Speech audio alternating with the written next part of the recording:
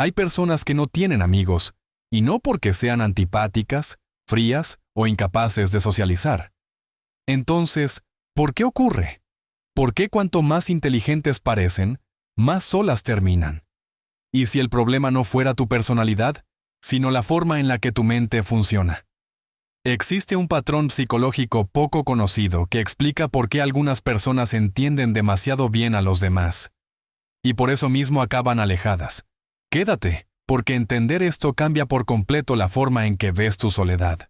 Desde que interactúas con otras personas, tu mente no descansa. No te limitas a escuchar palabras, observas gestos, silencios, cambios mínimos en la expresión facial. Mientras otros viven la conversación, tú la analizas. Repasas lo dicho, lo no dicho y lo que pudo haberse interpretado de otra manera. No es una manía, es la forma en que tu cerebro procesa la información social. Después de cada encuentro, tu mente vuelve atrás. Reproduces frases, tonos, pausas. Te preguntas si una respuesta fue demasiado corta, si una mirada duró más de lo normal, si un comentario cambió el ambiente.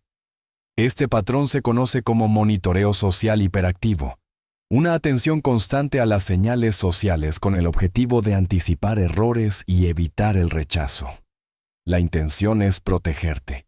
En algún momento aprendiste que un pequeño fallo social podía tener consecuencias grandes, así que desarrollaste una vigilancia permanente. Analizas antes de hablar, corriges mientras hablas y revisas después de hablar. El problema es que este proceso consume energía mental y reduce la espontaneidad. Mientras otros se conectan a través de la presencia y la naturalidad, tú te conectas a través del control. Y el control, aunque aporta seguridad, debilita la cercanía. Las respuestas calculadas, las pausas medidas y la autocorrección constante crean una barrera invisible. No dices nada incorrecto, pero tampoco te muestras del todo. Desde fuera, esta actitud se percibe. Las personas sienten que algo está siendo evaluado. No saben qué, pero lo intuyen. La conversación pierde fluidez. La relación se vuelve más formal, más distante. No porque seas frío, sino porque tu atención está dividida entre estar presente y vigilarlo todo. Aquí aparece una paradoja central. Cuanto más inteligente es tu análisis social, menos espacio dejas para el vínculo espontáneo. La conexión humana necesita imperfección, momentos no calculados, errores pequeños que generan cercanía. Pero cuando todo pasa por el filtro del pensamiento, esa imperfección desaparece. La inteligencia que te permite entender a los demás también puede aislarte de ellos. No porque no sepas relacionarte, sino porque tu mente convierte cada interacción en un examen silencioso. Y cuando la presencia se reemplaza por el análisis, la conexión empieza a debilitarse sin que nadie sepa exactamente por qué. Con el tiempo, desarrollas una sensibilidad particular hacia lo artificial. No se trata de desconfianza, sino de percepción. Reconoces cuando una risa es automática, cuando el entusiasmo está exagerado para encajar, cuando una promesa se dice sin intención real de cumplirse. Mientras otros aceptan esas señales como parte normal de la convivencia, para ti resultan imposibles de ignorar. Esta capacidad tiene un efecto inmediato. Fingir se vuelve agotador. Participar en conversaciones que sabes que no son sinceras te genera una incomodidad profunda. El pequeño teatro social, sonreír por educación, mostrar interés por compromiso, validar opiniones que no compartes, empieza a sentirse como una traición a tu propia coherencia interna. No es orgullo, es una alergia a lo falso. Aquí aparece el choque con la dinámica social moderna. Muchas relaciones se sostienen sobre cierta dosis de actuación. No porque la gente sea mala, sino porque la armonía del grupo suele depender de suavizar verdades, exagerar afinidades o pasar por alto contradicciones. Tú no juegas ese juego. Y cuando no lo haces, destacas. Desde fuera, esa postura se interpreta de maneras distintas. Algunos te perciben como intenso, otros como difícil de leer. Hay quienes sienten que tu presencia eleva el nivel de la conversación de forma incómoda. No porque critiques, sino porque no confirmas automáticamente lo que esperan escuchar. Este rasgo también crea distancia porque expone algo que muchos prefieren mantener oculto: la necesidad de aprobación. Cuando no devuelves la validación habitual, cuando no refuerzas la imagen que alguien intenta proyectar, generas una sensación de inseguridad. Y ante la inseguridad, la reacción más común es alejarse. El resultado es silencioso. No hay confrontación directa. Simplemente dejas de ser invitado, las conversaciones se acortan, el contacto se diluye. Tú sigues siendo el mismo, pero el entorno se vuelve menos accesible. No porque hayas cambiado, sino porque ya no participas del intercambio implícito que sostiene muchas relaciones. La paradoja es clara. Cuanto más auténtico eres, menos compatible resultas con vínculos construidos sobre la apariencia. No eres difícil, eres preciso, no eres frío, eres coherente. Pero en un entorno donde lo falso lubricaba la conexión, tu honestidad termina aislándote sin que nadie lo nombre. Has aprendido a no necesitar a nadie. Cuando surge un problema, lo resuelves solo. Cuando algo duele, lo procesas en silencio. Cuando te sientes confundido, analizas hasta encontrar una respuesta interna. No pides ayuda, no buscas contención, no compartes dudas a menos que sea estrictamente necesario. Esta autosuficiencia emocional te ha permitido sobrevivir, pero también ha cambiado la forma en que los demás se relacionan contigo. Desde fuera, pareces fuerte, estable, incluso imperturbable. No te quejas, no dependes, no colapsas. Y aunque eso inspira respeto, también genera una sensación incómoda en quienes te rodean. Las personas suelen acercarse cuando sienten que pueden ser útiles, cuando perciben que su presencia aporta algo. Contigo, ese espacio casi no existe. Este patrón se relaciona con lo que la psicología llama estilo de apego evitativo, no porque rechaces a los demás, sino porque aprendiste que depender emocionalmente era arriesgado. En algún punto, confiar o mostrar vulnerabilidad no dio resultados. Así que desarrollaste una estrategia distinta: autosostenerte siempre.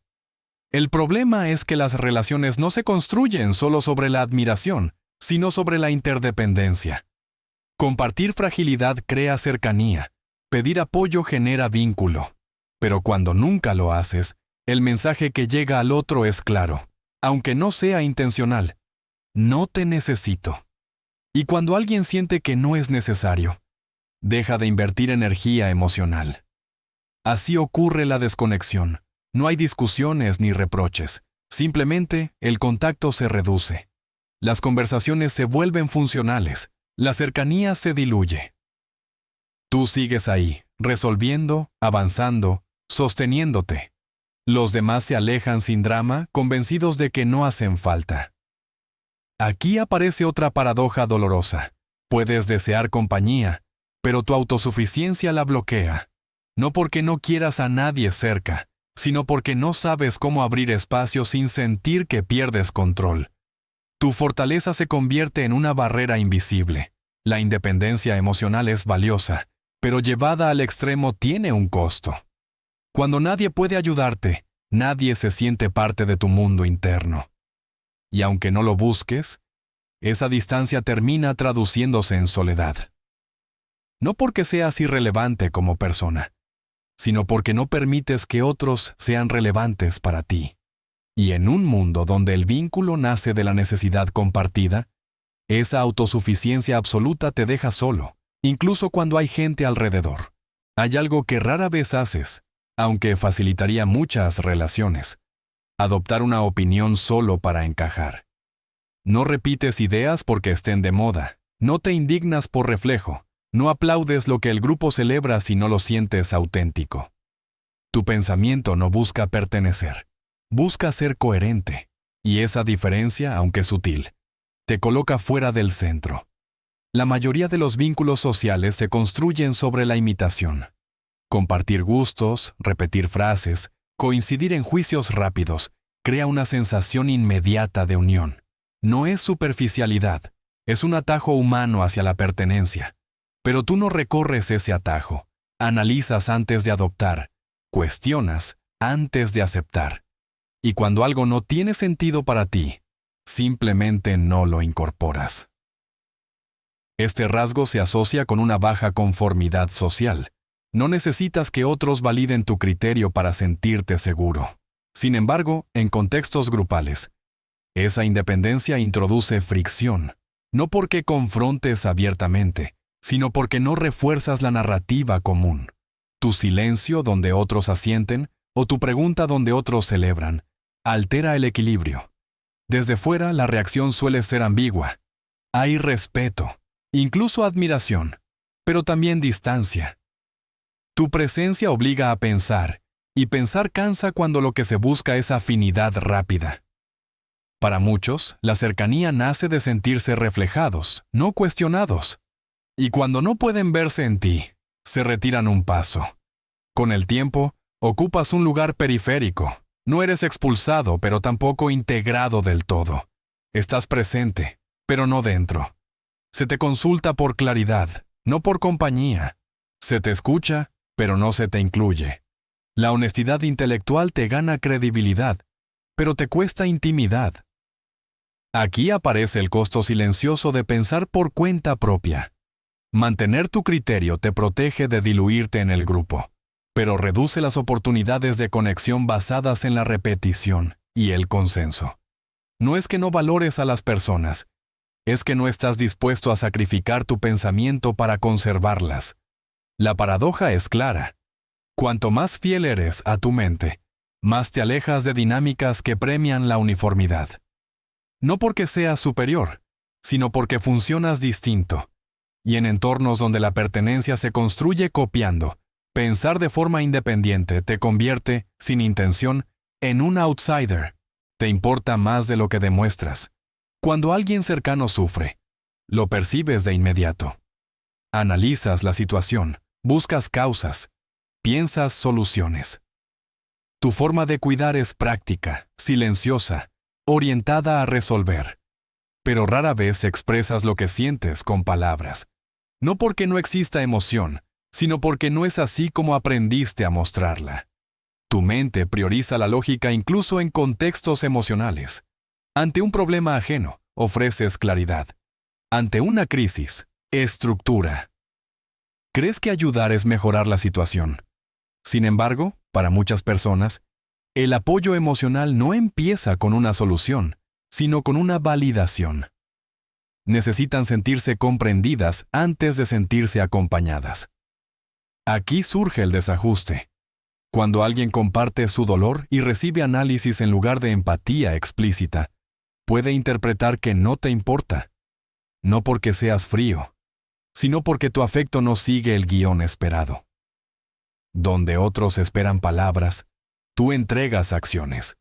Donde otros buscan consuelo, tú ofreces dirección. Este patrón suele relacionarse con dificultades para identificar y expresar emociones en tiempo real. No es ausencia emocional, sino un procesamiento interno más lento. Sientes profundamente, pero lo haces hacia adentro. Para cuando estás listo para verbalizarlo, el momento ya pasó, y la otra persona ha sacado sus propias conclusiones. Desde fuera, esto se traduce en distancia. La gente duda. Se pregunta si realmente te importa, si estás presente emocionalmente, si hay espacio para la vulnerabilidad compartida. Y ante la duda, muchos optan por retirarse. No hay reproches ni confrontaciones, solo una desconexión gradual. Lo trágico es que tú sigues sintiendo lo mismo. El afecto no desaparece, pero al no ser visible, deja de ser percibido. Y en relaciones humanas, lo que no se percibe suele asumirse como inexistente. No eres indiferente. Simplemente expresas el cuidado de una forma que pocos saben reconocer. Pero en un entorno que exige señales claras y rápidas, tu silencio emocional juega en tu contra. Sin intención, terminas perdiendo vínculos que valorabas, no por falta de sentimiento, sino por falta de traducción. Cuando estos rasgos se combinan, la soledad no aparece como un evento puntual. No hay una discusión final ni una ruptura clara. Lo que ocurre es más silencioso. Una suma de pequeñas distancias, de malentendidos que nunca se aclaran, de vínculos que se enfrían sin que nadie sepa exactamente cuándo empezó. No porque hicieras algo mal, sino porque funcionas de una manera que no encaja fácilmente con la mayoría. Ver demasiado. Analizar demasiado. Necesitar poco. Pensar por cuenta propia y sentir en silencio tiene un precio social. No es un defecto de carácter, es una consecuencia. En un mundo que prioriza la validación rápida, la imitación y la expresión emocional inmediata, la profundidad suele resultar incómoda, y lo incómodo rara vez se mantiene cerca. La psicología es clara en algo. No estás roto. Tu mente no falla. Simplemente opera con otros parámetros. Donde otros buscan pertenecer, tú buscas coherencia. Donde otros conectan desde la superficie, tú lo haces desde el fondo. Eso reduce la cantidad de relaciones, pero no invalida su valor. Aceptar esto no significa resignarte a estar solo, sino entender por qué ciertas dinámicas nunca funcionaron contigo. Dejar de forzarte a encajar en espacios que exigen versiones de ti que no eres. La soledad, en este contexto, no siempre es un castigo. A veces es el resultado de no traicionarte. La pregunta final no es por qué tienes pocos amigos, sino qué tipo de conexión estás dispuesto a aceptar. Porque cuando reconoces tu propia frecuencia, dejas de buscar compañía en lugares donde nunca hubo espacio para ella. Y en ese momento, la soledad deja de sentirse como un fallo y empieza a entenderse como una elección consciente.